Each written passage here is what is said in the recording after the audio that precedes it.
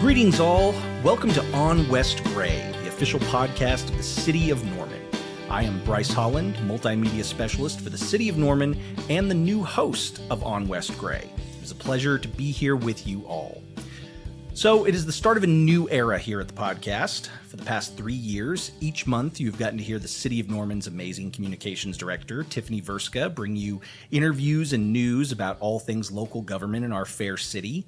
Most of you may not know the insane amount of work that Tiffany puts in every day for the city. As the comms director, she coordinates the massive amount of information put out every day by all of our departments. But beyond that, she gets information out to the press. She works with all of our elected city officials.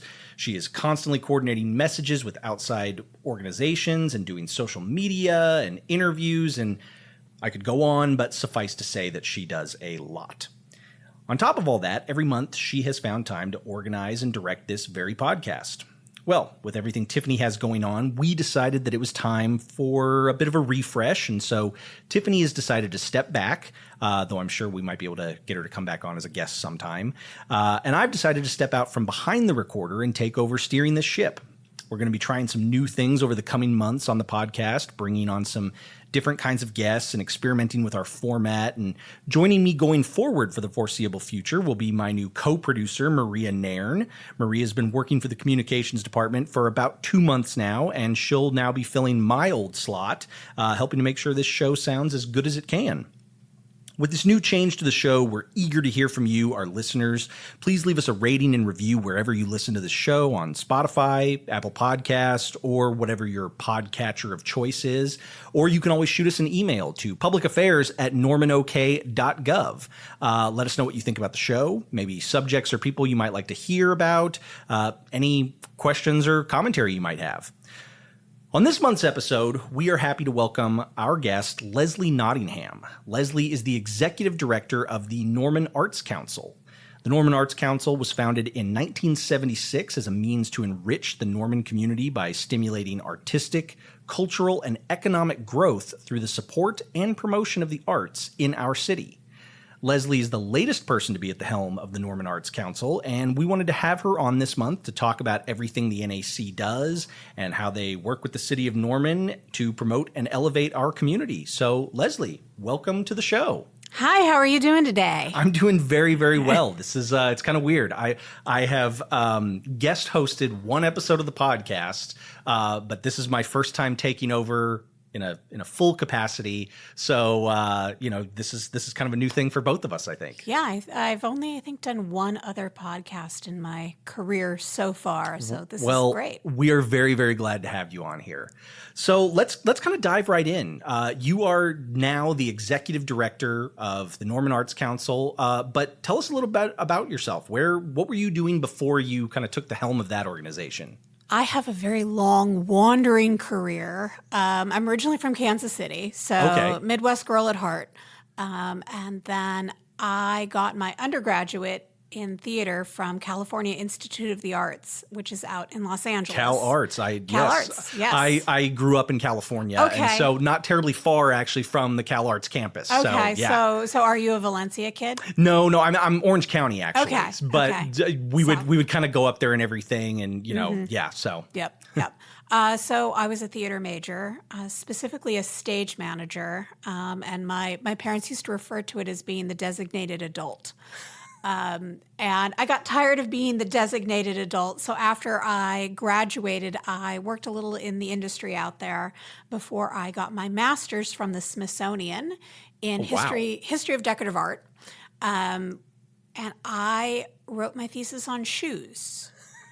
You can study that. You cannot actually earn a living doing that. Right. So after that, I was kind of circling, trying to figure out what I could do. And I ended up at Hillwood Museum and Gardens, which is Marjorie Merriweather Post's home in Washington, D.C. Okay. So she was the Post serial heiress. Oh, okay. So Bird's Eye, there all we of go. that. Yes, yes. Yeah, she had all of the money you could ever dream about, and had the largest liturgical collection of Russian vestments because she was married to the ambassador in the 1930s, I believe, that was sent over to Russia. And so she would go into churches and just be like, pack up the whole thing. And so she would buy like entire churches and have them like shipped over, because that was during the revolution and they were trying to get rid of that sort of history. Yeah. So really, really fascinating there. And then the 2008 housing recession hit. And that job went away because they had to cut the museum by, I think it was like 30%. Oh, wow. Yeah. And I was the very last person brought on board. So that's the way that works. Last in, first out. First out, yep. So then I ended up in New York City working for Christie's auction house. Okay.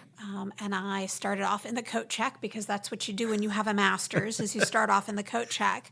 And I worked my way into client service. From client service, I ended up in books and manuscripts, including Americana. I worked there for a while. And then I ended up as a business intelligence analyst for World Art and Old Masters. Did that for a little while. Then my family, I was having nieces and nephews that were being born in Kansas City, and I really missed them. So I moved back home to Kansas City, worked for, told you I've been everywhere. Yeah. I've been everywhere. I mean, it sounds like it. It's really kind of like a ping pong kind of, there's no roadmap when you work in the arts for how to have a career. That is absolutely true. Yeah. I've known that forever. I worked in live events for a long time, and I did all kinds of stuff. And now, of course, I work in city government. So. Yeah. And so I worked for Hallmark Corporate, doing their digital asset management. At the same time, I was working at Mahaffey Stagecoach Stop and Farm, which is the last fully operating stagecoach stop in the United States, which was fun. So I was in the sunbonnet, the corset, the hoop skirt, the whole 9 yards, teaching kids over an open campfire on the days that I wasn't working at Hallmark. And then the pandemic hit. Yep. Kind of changed everything for everybody. It upsets the apple cart a little bit. And even though I wanted to stay in the Midwest, those jobs went away. So I had to look further afield. And having survived the 2008 pandemic, I knew that you got to get in while you can, while there's still jobs available, before those things kind of dry up. So I looked farther afield and ended up in Ocala, Florida, working for city government. Okay. In the cultural division there. So I did the public art for the city of Ocala, and then my boss left and I took over the division. So and I knew I wanted to get back to the Midwest. So I was down there for about 5 years. And this position opened up here in Norman. And at first I was like, I don't know. I don't know anything about Oklahoma, despite growing up in Kansas City. But I knew it was much closer to Kansas City, where everybody in the family still was. So I had an interview here and got off the plane and just absolutely fell in love with Norman. I think it's such a vibrant, wonderful community. Can't believe how lucky I am. Oh, yeah, no, for sure. Especially, if you come from an arts background, like knowing what a central thing the arts are, especially just in Norman, but even, going out a little bit further into Oklahoma City and everything like that, you got a pretty kind of a very strong arts presence that you wouldn't expect, because nobody thinks of art when they think of Oklahoma. Most people think of, I don't know, tornadoes or cowboys or something. Definitely tornadoes. Yeah. Tornadoes top list. But I'm from Kansas, so we get that all the time right, too. So. Right. Well, that's awesome. I mean, it sounds like you bring a lot of a wealth of experience to this. So, I mean, with that being the case, you've taken over this, but you've worked in arts a lot. Tell us a little bit about what the Norman Arts Council does. What do you do as the executive director of the Norman Arts Council? Well, the really great part about it is there's no day that's the same ever, and you never know what you're going to walk into. You can plan your day, and it can go completely out the window. So you've got to be able to really pivot and kind of bounce. And there was a great quote from an author that had kids, and she was a very famous author. And somebody said, how do you manage it? And she said, it's about keeping all the balls up in the air, but making sure that you know which balls are plastic and are going to bounce and which ones are glass. And so that's a very nice analogy. It's a lovely analogy for kind of like what I do and how I have to approach what I do. So the Norman Arts Council really does promote the arts in our community. We're founded to enrich the Norman arts community through stimulating artistic, cultural, and economic growth through the support and promotion of the arts. And that's right there in the mission statement. Right there in the mission statement, we're trying to live up to exactly what we say. So it's got its fingers in all sorts of different little areas. We have a tremendously active board of 25 people, which is a lot for a board, but considering that we have 13 committees that each oversee little tiny things, it's needed so we can kind of keep things rolling and going in the community. Well, so jumping off from that, so tell me a little bit about what organizations do you guys support? Because I know that's a big thing for the Norman Arts Council is we have a lot of arts organizations that kind of focus on specific things in the city. Which organizations do you guys support? Any and all. If they're an arts nonprofit here in Norman, we are in lockstep with making sure that they can thrive and grow. So it's everything from Sooner Theater to the Firehouse. Cimarron Opera is another big one. Cultural Connection. We work with, there's 28. Oh, wow, that's a lot. Yeah, there's a lot. Yeah. And out of those 28, we currently offer grants to 24 of them, which is a lot. We give out over $500,000 worth of grants. Oh, wow. Yeah, that is a lot. Yeah, it's great. It's great. With the hotel motel tax grant. So the lovely people of Norman, many, many moons ago, decided that having a hotel tax grant would be beneficial to the community. And you all supported it, you all voted for it, and we just recently got an increase in it about 2 years ago. So if you stay in a hotel here in Norman, if you have a relative or an outside person stays, there's an 8% tax attached to that. So we don't get all 8%. We get a quarter of that. We split it with Visit Norman. And we get a quarter of that, and we take all of those funds, and the majority of that goes out back to our arts community in the form of grants. So everybody that has a budget of over $20,000 qualifies. So we give out between $10,000 and $30,000 worth of grants. I seem to remember a few years ago when that came up for that vote again. Typically in a city, when you start talking about taxes, people bristle at that. People don't want to do taxes and everything like that. But I remember being in the communications department here when we sort of pitched that out to people. We were like, yeah, it's a tax, but it's really only going to be paid by visitors coming through the city, and it's going to go to like the cool stuff we have around town. And I believe it passed like pretty overwhelmingly. I think it was like a 73% pass. Yeah, it was one of those things. I mean, you're always going to get some people that are not going to vote for a tax, and I get it. That's totally normal. But everyone was just kind of like, oh, yeah, this is a win-win thing. This is great. Yeah, this is great. And Norman Arts Council, we're getting ready to celebrate our 50th year next year. Oh, wow, yeah. And the arts community actually has a long history and a long survival rate, and that's partially down to the hotel tax that's been in place since the 80s. Yeah. So it has a pretty long history, and as a result, we've been able to foster a lot of nonprofit arts organizations, which is just incredible. I was in a meeting up in Oklahoma City, and they were talking about how most nonprofits don't survive the first 5 years. And of those, most of them have at least a $500,000 operating budget. And I was sitting there and I'm like, well, I can think of 5, like off the top of my head without even blinking, that are in Norman that defy that. Yeah. Like right off the bat. Like didn't even hesitate. I'm like, well, there's this. And they've been around we've got quite a few organizations that are celebrating their 50th anniversary coming up. Yeah. Cimarron Opera just celebrated their 50th. I believe Firehouse just did or is getting ready to. Sooner Theater. Well, and if I recall correctly, wasn't that one of the first big things that the Norman Arts Council did was the like sort of the restoration of the Sooner Theater?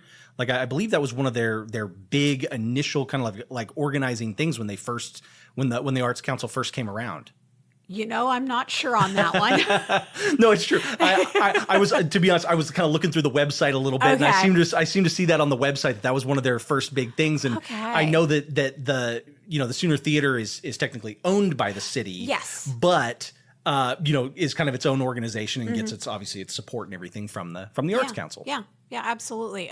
Again, we've got a finger in so many different little pies around town that it's overwhelming, and I've been here in the position a year now, and I'm still learning things, which is phenomenal too. I don't think that's a negative. I think it speaks to the track record of the organization and how involved they've been. And 50 years is a lot of time. Well, it's true. I mean, if you go on the website, the Norman Arts Council website, when you see that list of all the organizations that it supports, I mean, like you said, Sooner Theater and the Cimarron Opera, Norman Music Festival, all of these kind of big things that are, I mean, they're pretty huge, all things considered. And there aren't a lot of cities our size that have that kind of like eclectic mix of all those different things. Exactly.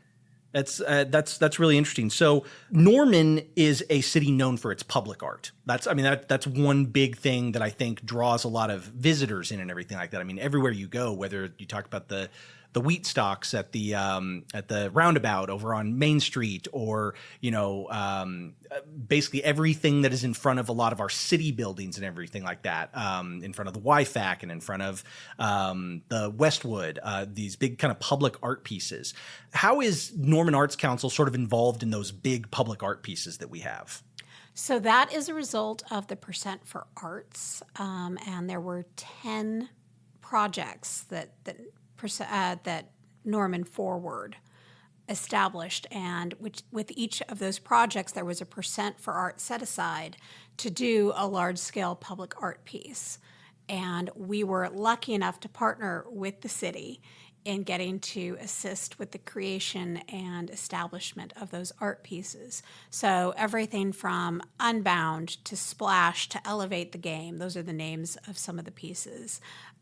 We were able to work with the city and put out an RFQ, request for qualifications, where we said, hey, we would really love to have a piece in front of this particular building. Here's the scope of the project.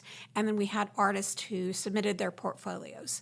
Then we established kind of a review committee that went through, selected kind of, I think it was like the top 2, 3, 4, something around that area of artists that they would like to accept proposals from. And then the next step was to have those artists actually come in and visit the city and visit those sites. So those artworks are very site-specific to what's going on. For example, if you go out and see Prairie Wind, which is out in the soccer fields at Griffith Park, the artist that was eventually selected went out and he was just really like thrown by the wind. And we get that a lot, obviously, being in Oklahoma. Like, the wind's a thing. Oh yeah, I mean, they've written songs about it. Yes, lots of songs. And he was just, forgive the pun, blown away by the wind that came through that section. So when he went back and was designing, he was really inspired. It was Studio One that did it. He was really inspired by the wind. So if they kind of, somebody called them Pringle chips. They do kind of look like colorful Pringle chips. Well, you know what? Now that you've said that, I can totally see that. Yeah. But that's actually the wind pattern that was out on the field that day. That's the yearly wind pattern that happens. Oh, wow. In that section. And the colors are the temperatures that occur in that particular part of Norman. Oh, that's really cool. I had not put that together. I do love that piece, but I had not put that together. That I can totally see that. That's really neat. Yeah, and the other really fun part about that piece is it's a different piece in the fact that you're allowed to climb on it. Yeah. Yeah, so kids are encouraged to go out and you can climb over it or sit under it. It's an interactive piece in that respect. So it's good to have like a piece out there for, if your siblings are playing soccer and you just want to go do something, you can climb the Pringle chips. Well, so I have to ask. So, we talked about that one. We've got a bunch of these public art pieces at a lot of our Norman Forward sites. Which one is your favorite piece? Oh, the one that initially really captured me was Unbound, which is the book tornado. Yes. Well, I mean, that's a huge one for everyone. It speaks, again, Oklahoma known for our tornadoes and a library and how it just kind of hovers and spins. I remember when that piece was first unveiled. I was still working here at the city, and it was. I went to school at OU. I got my art degree there, so I have a background in the arts. And it was one of those rare pieces that I was like, I was blown away. I was like, there's no, like, how does someone come up with that? And it is. It's one of the most unique art pieces you'll see anywhere. That one's a really, really good one. You've talked pretty extensively about your background in art. I mean, you've been involved in the arts in some way. I mean, obviously since you were a kid, and now to come to Oklahoma, and now you're heading up an arts council that helps give grants to all of these different organizations around here, covering all different kinds of arts. I mean, that's one of the big important things is we're not just talking about sculptures or painting or anything like that. I mean, there's so many different things that you guys hit on, including music, like the theater, so many different things. What is kind of your goal as the executive director? What would you like to see the Arts Council do more of? I mean, more is more. One of my favorite sayings is "It's not pie." So the idea that some for you wouldn't mean less for somebody else, and I want to take that approach. Is the more arts we have in this community, the better we're all going to be. The more we all get, whether it's a theatrical performance or a rock concert, there's no limit into what we can do. So I really love, again, my background from the city of Ocala started out in public art, so I'm a huge champion of that. There's nothing better than like seeing somebody's like eyes light up as they go around the corner and they're like, you just don't expect it. Like, have you seen the silo murals? Oh yeah, absolutely. Yes, by Bailey the Kid. Yes, those are really, really cool. They're really, really amazing. And we worked with the city. The city did that. Yes. It was leftover funding from 1%. They had like a little portion left. Those silos are such kind of an iconic part of our skyline here, and they didn't look great for a long time. They're just kind of these big, white, kind of dirty-ish looking silos. And now they are so cool there. As you come down 12th Street or, going down Robinson, you can see those cool, the buffalo and the is it a hummingbird or a scissortail flycatcher? That's what it is. Yeah. It's such a neat thing to see there. I think it's, it's funny because I think about, something like the Norman Arts Council and how important it is. I mean, I know when people think of a city that they're visiting, it's things like what you guys are doing and helping kind of facilitate as part of the city that people remember. Obviously as city government, we want to make sure our roads are good and, make sure everyone has their trash picked up on time. And, there's a lot of sort of mundane city functions that are very, very important, obviously. But the things that people remember and the things that they come in for are things like Norman Music Festival, like getting to see the big public art pieces, seeing the murals out at Griffin. Jazz in June. Yes. I mean, all of those things are so important. So I think what you guys are doing, it benefits the community in a way that I don't think a lot of people think about. But it's really, really important. It's what draws people to the city. Mm-hmm. And the other really interesting part about public art specifically is the broken window effect. Do you know the broken window effect? Yes, I do know the broken window effect. Okay, so for those listeners who don't know, the broken window effect is if you move into a house in a neighborhood and everybody has broken windows, and you replace your broken window, your neighbor's going to go, "Oh, they're taking care of that property. I need to fix my broken window." And before you know it, you've sort of spawned a change in your local neighborhood. And public art really can be used to sort of foster that idea. I've seen it in multiple locations, in multiple positions, where you put up a mural, and then all of a sudden, like we had this happen in Ocala, we put up a mural and the people next door were like, "Oh shoot, now my building looks terrible. I need to fix my building." And that's exactly what happened. Is they fixed their building, they repainted it, they put up new awnings, and then the building across the street was like, "Well, shoot, guys, I've got to do this." Well, I'm glad you said that. That's a perfect segue to one thing I wanted to touch on. I kind of wanted to ask you a little bit about the Norman Arts Council's mural grants that you guys do. That's kind of a unique program, and I know that since you started it up, I've seen all these new murals popping up all over town, and really, really cool ones. There's that office building on is it on 24th? Or is it the optometrist? Yes. That's what it is. Yes, that one is absolutely stunning. But talk a little bit about the mural grants that you guys are doing now. So we currently have a mural incentive program, and we were gifted $100,000 from the city to sort of promote economic vitality through the use of murals to kind of beautify our city. And we established this mural incentive program, and we will give artists or businesses up to $10,000 to put a mural on their building or a location.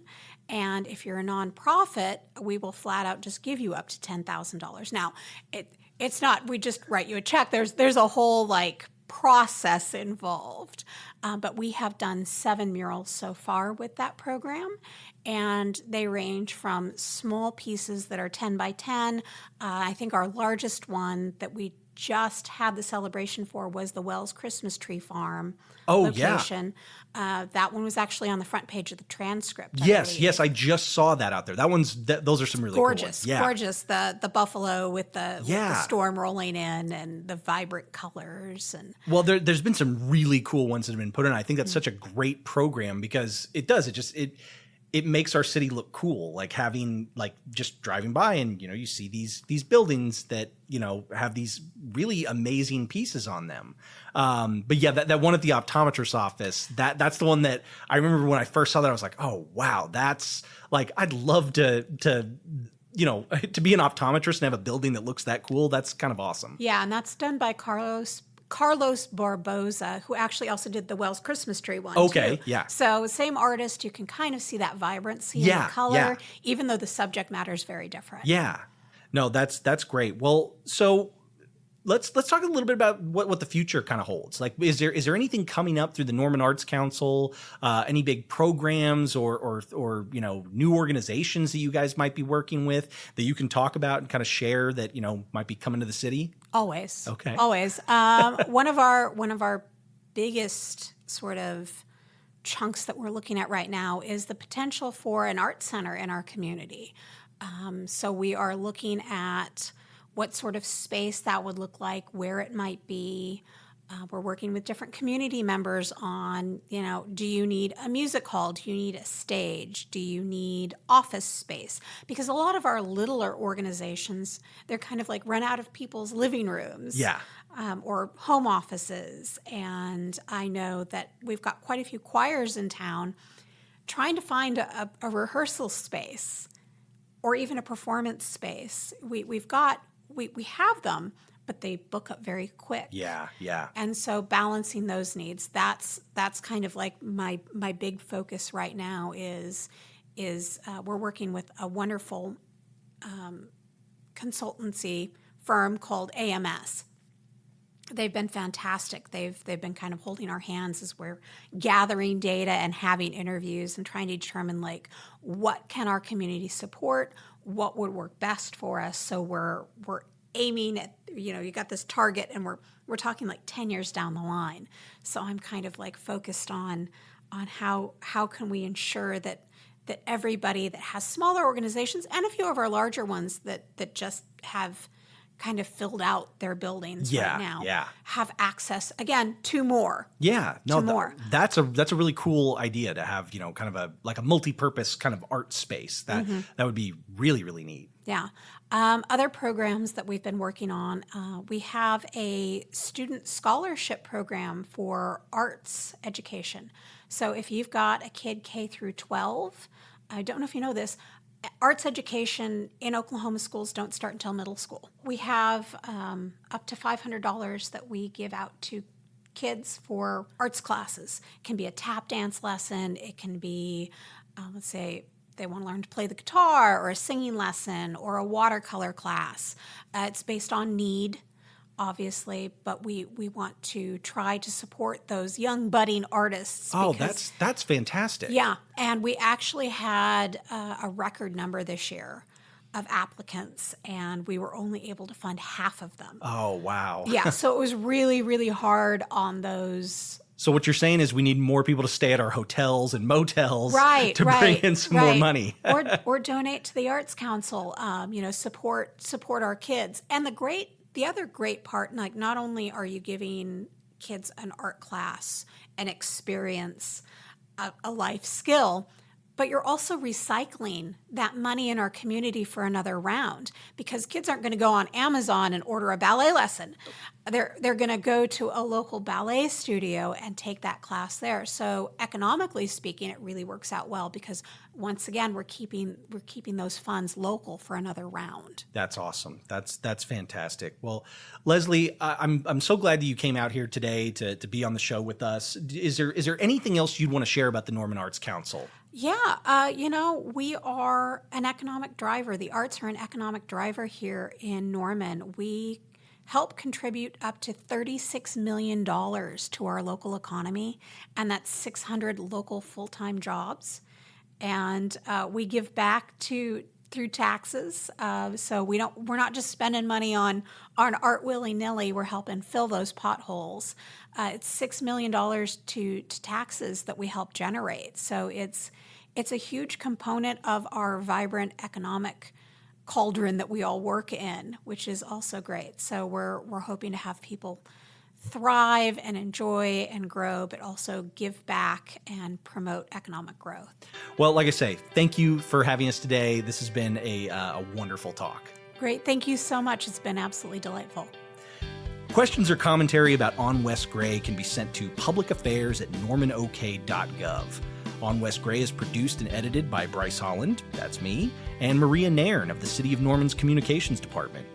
Be sure to visit normanok.gov/Norman-news to enroll in e-notifications from the City of Norman. Until next time, stay engaged, stay informed, be good to one another, and enjoy everything our amazing city has to offer. We'll be back again in a month here on West Gray.